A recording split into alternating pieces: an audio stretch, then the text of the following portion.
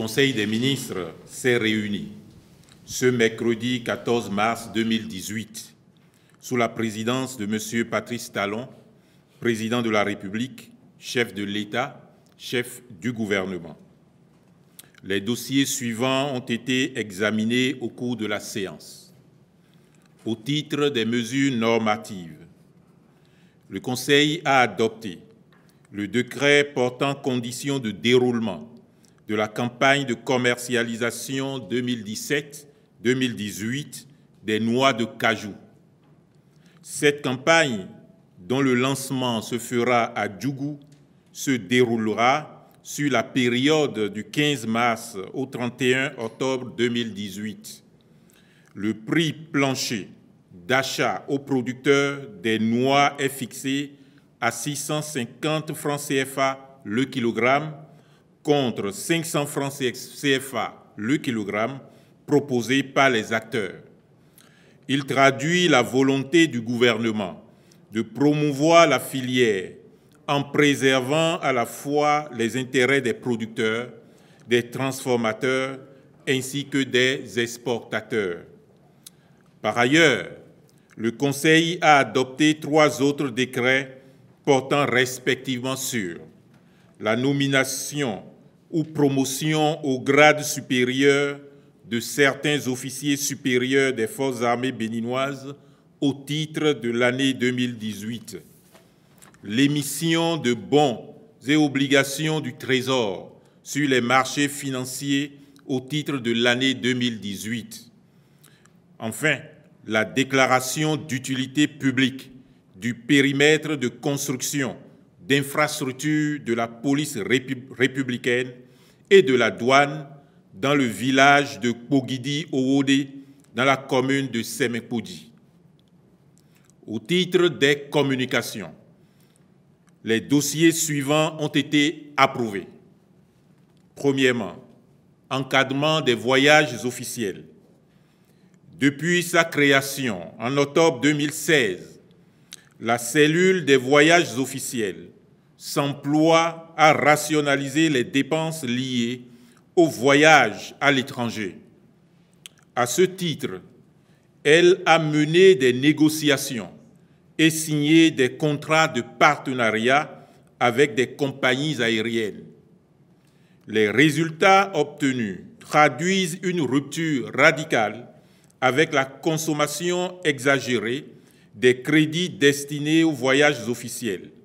En effet, en 2017, les ressources consommées au titre des voyages par tous les ministères, la présidence de la République et les institutions de la République, à l'exception de l'Assemblée nationale et de la Cour constitutionnelle, s'élèvent à la somme de francs CFA 2 447 497 206 contre une consommation moyenne annuelle d'environ 9 milliards sur les 5 années d'avant la création de la cellule, avec un pic de 17 milliards sur une seule année, celle de 2015. Dans le souci d'une plus grande efficacité, il s'est avéré nécessaire de réglementer l'occupation des classes de voyage. En effet, l'inexistence d'un cadre définissant ces classes occasionne des pertes à l'État. C'est ainsi que de janvier à février 2018, environ 15,21% des voyages ont été effectués en classe affaires et ont coûté 157 803 300 francs CFA, soit 35,57% de la dépense totale sur la période. C'est pourquoi le Conseil a approuvé la grille de réglementation soumise par le ministre de l'Économie et des Finances. Les autorités concernées devront s'y conformer strictement pour les missions effectuées sur les fonds publics. Deuxièmement, rapport des travaux du comité technique du fichier national d'admission et de nomination de cadres aux emplois de la chaîne des dépenses publiques. Pour rompre avec le système de nomination classique est restauré sur la chaîne sensible des dépenses publiques, l'éthique et l'orthodoxie, le gouvernement a créé, par décret, en août 2016, le fichier national d'admission et de nomination de cadres appelés aux emplois liés à la gestion des ressources publiques. La première phase de constitution de la base de données du dit fichier a visé 7 postes de la chaîne des dépenses publiques.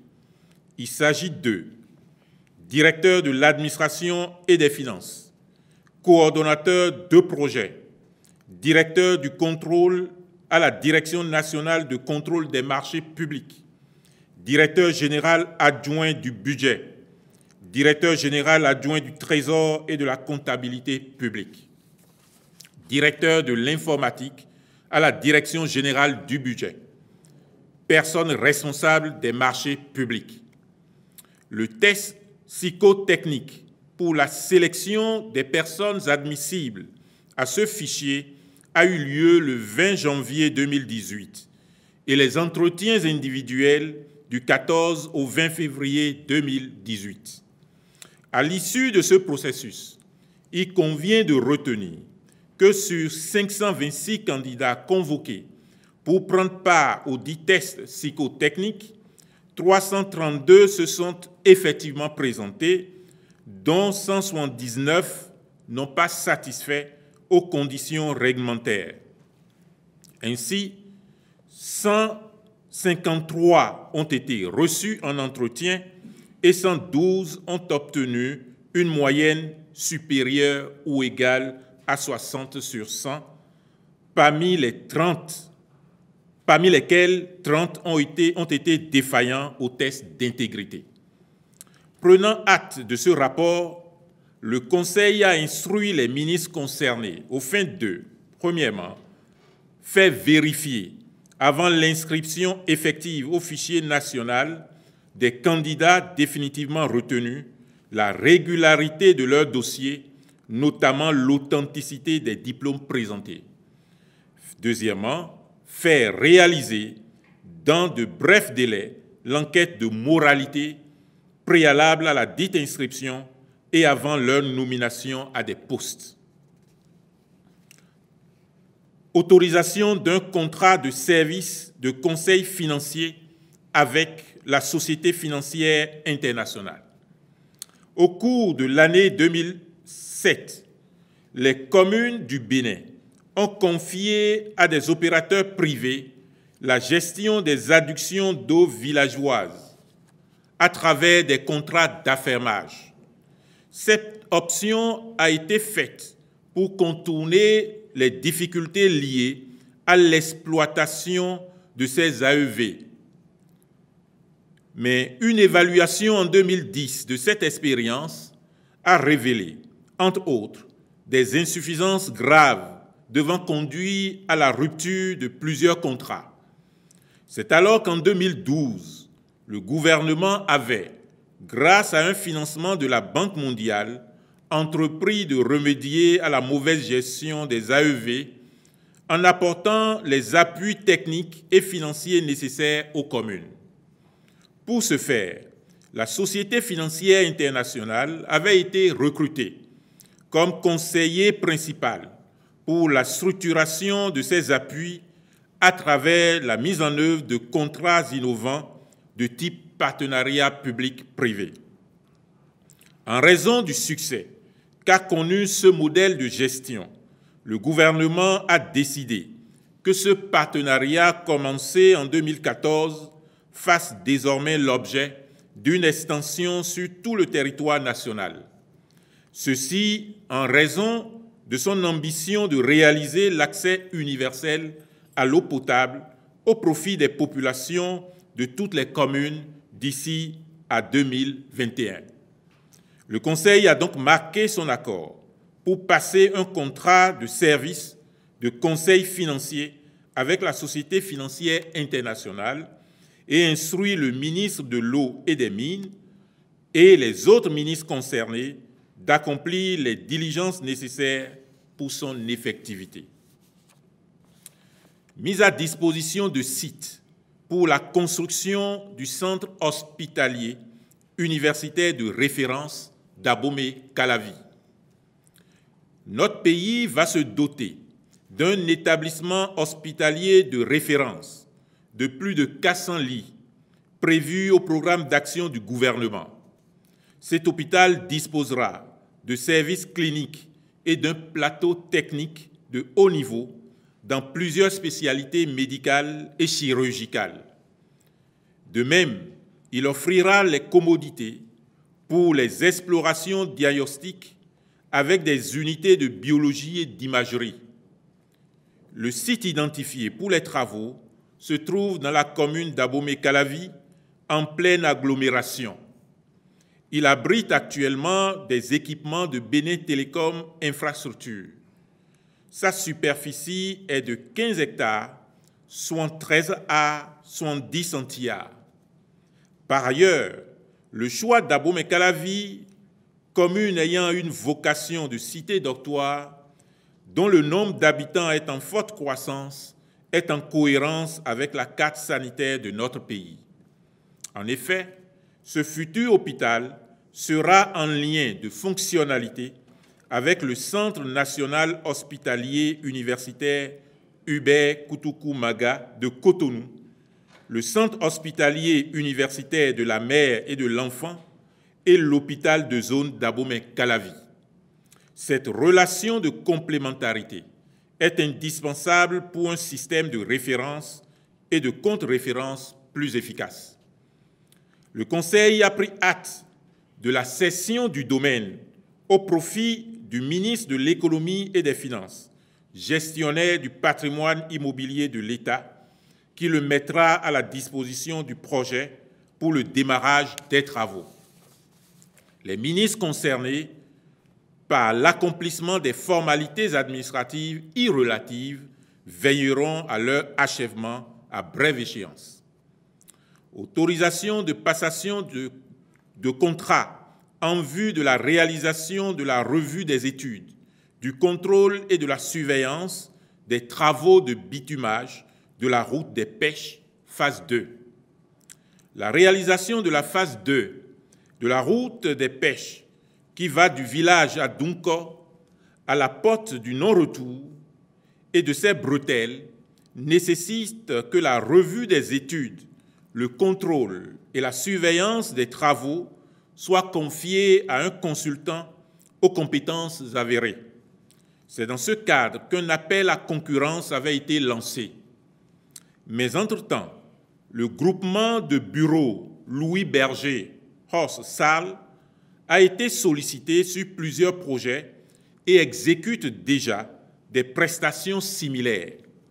Aussi, compte tenu de sa réputation et de la qualité des travaux qu'il effectue au Bénin, mais aussi de la recherche d'une plus grande efficience, l'administration routière l'a-t-elle sollicité pour soumettre ses offres pour ce chantier.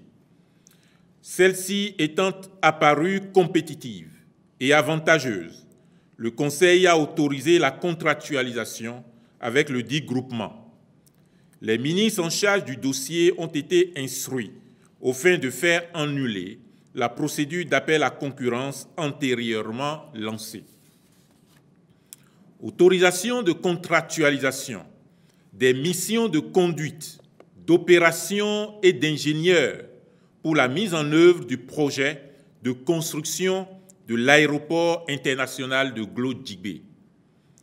La spécificité et l'envergure du projet de construction de cet aéroport qui sera réalisé en mode conception et construction par le groupement d'entreprises CACC-YCIH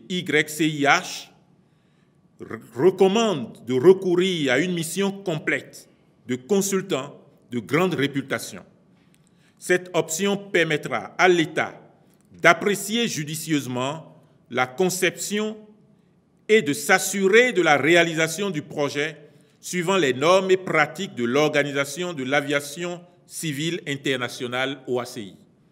À cet effet, le consultant mettra à la disposition du gouvernement des experts pour l'assister dans la mise en œuvre du projet de manière à garantir le respect de la finalité irréprochable de l'ouvrage.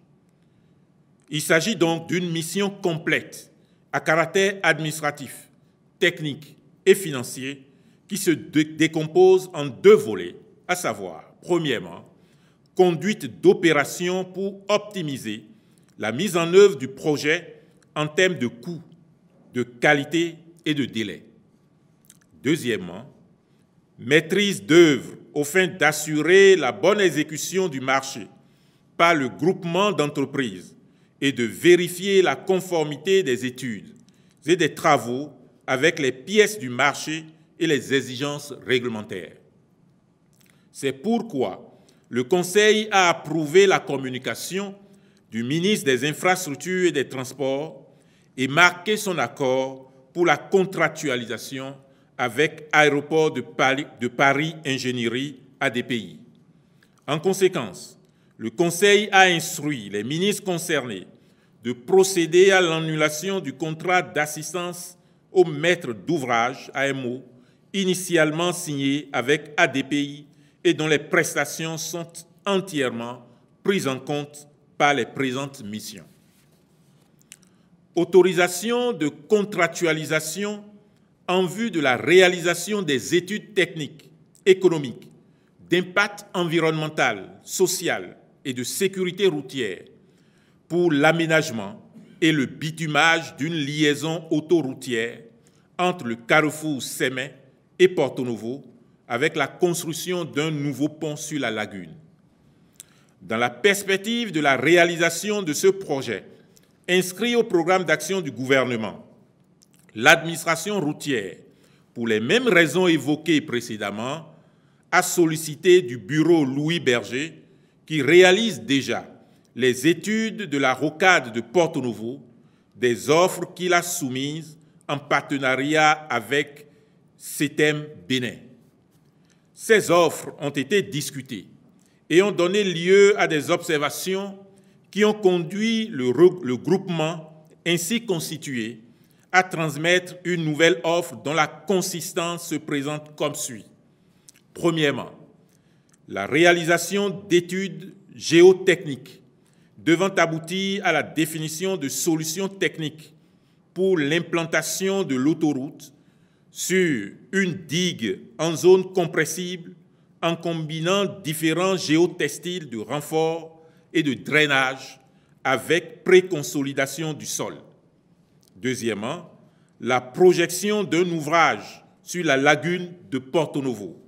Troisièmement, l'exécution d'une étude économique et financière détaillée pouvant servir de support pour une consultation directe de type partenariat public-privé auprès d'entreprises ou d'investisseurs. Quatrièmement, la mise en œuvre d'un programme d'aide à la réinstallation devant permettre une maîtrise de ce volet d'une part et un démarrage rapide des travaux dès la mise en place du financement d'autre part. Cinquièmement, la réalisation d'une vidéo 3D montrant le projet dans son environnement. Le Conseil a autorisé la contractualisation avec le groupement Louis Berger et CETEM Bénin et instruit les ministres concernés d'engager les actions urgentes à cette fin. Compte rendu du séminaire gouvernemental sur le schéma directeur des systèmes d'information.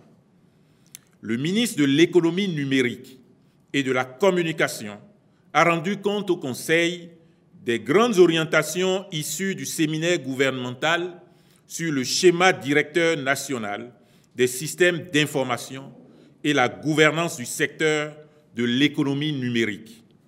Le Conseil a pris acte des orientations ainsi fixées et instruit les ministres pour leur mise en œuvre efficiente.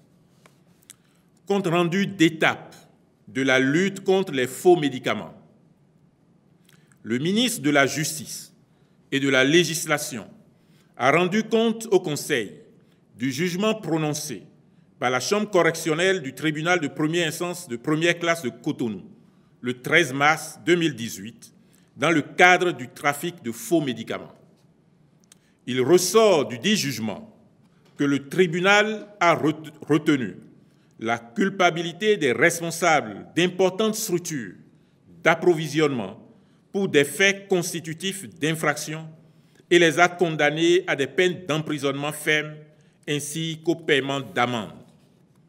Prenant acte de ce compte rendu, le Conseil a décidé de suspendre provisoirement d'activité l'Ordre des pharmaciens du Bénin pour une durée de 6 mois, ce en vue de procéder à la réforme des cadres institutionnels, législatifs et réglementaires du secteur de la pharmacie. Cette réforme permettra notamment de, premièrement, revoir le statut de l'Ordre des pharmaciens et ses règlements d'application. Deuxièmement, mettre en place une commission de surveillance et de contrôle de la distribution des produits pharmaceutiques. En outre, en application du principe de précaution, le Conseil a décidé de retirer l'autorisation de mise en vente sur le territoire béninois des produits du laboratoire Niou Sésamès et de faire procéder, par conséquent, au retrait de ces produits des officines. Les ministres de la Santé, de la Justice et de la Législation ont été instruits à l'effet de soumettre au Conseil, dans les plus brefs délais, les projets de tests sur la réforme du secteur des pharmacies. Rubrique des rencontres et manifestations internationales. Le Conseil a autorisé l'organisation de la 4e édition du Forum international des technologies au Bénin, IT Forum Bénin. Enfin, au titre des mesures individuelles, au ministère de la Justice et de la Législation, sur proposition du ministre, directeur général de l'Agence pénitentiaire du Bénin, M. Sergio Gilles Yekpe. Je vous remercie.